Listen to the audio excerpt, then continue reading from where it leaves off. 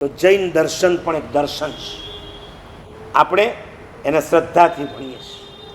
ઇતર non Jain પણ સાન્તાક્રુઝ કલીનામાં university છે, ત્યાં જૈનોલોજી શીખવાડવામાં આવે છે ને. આમાંથી ઘણા શીખવાઈ જતા હશે કે ગયા હશે. તમારા સાન્તાક્રુઝમાં તો ઠીક, કેલિફોર્નિયા, મેં તમને વચ્ચે પણ કીધું હતું, કેલિફોર્નિયામાં યુનિવર્સિટી છે.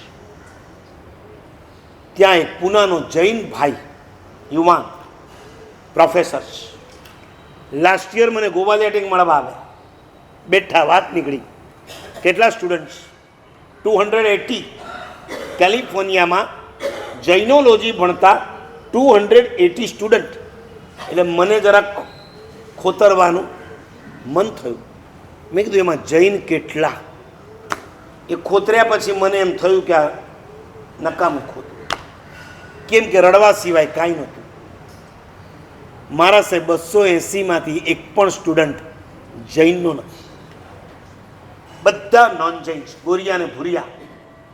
પરદેશમાં રહેનારાને જૈન દર્શન જાણવાની તલબ જાગીશ, અને આ દેશમાં રહેનારાને સ્યાદવાદ માટે હું બોલું, 5 મિનિટ બોલો ખાલી સ્યાદવાદ ઉપર. એની વન પર્સન નથિંગ. શું સમજવાનું? હું ઈચ્છું છું આટલી સરસ મજાની પાઠશાળાની જ્યારે તૈયારી કરી રહ્યા છો, ભરતભાઈ, અઠવાડિયામાં 2 દિવસ ટીનએજર્સની એક અલગ પાઠશાળા ચાલુ કરો.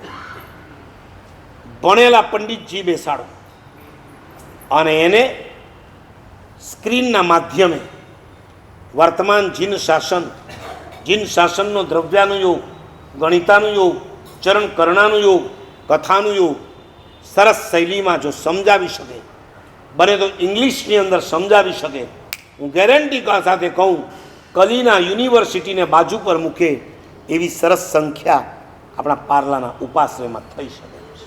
લીડિંગ લો, સારા પંડિતજીના નામ હું તમને આપું, જે તમને એટ્રેક્ટ કરે, તમારા યંગસ્ટરને એટ્રેક્ટ કરે. પણ જો આ નહીં સમજ્યા હો તો કદાચ તમારા કરતાં વધારે જ્ઞાન નોન જૈનને જૈન દર્શનનું હશે.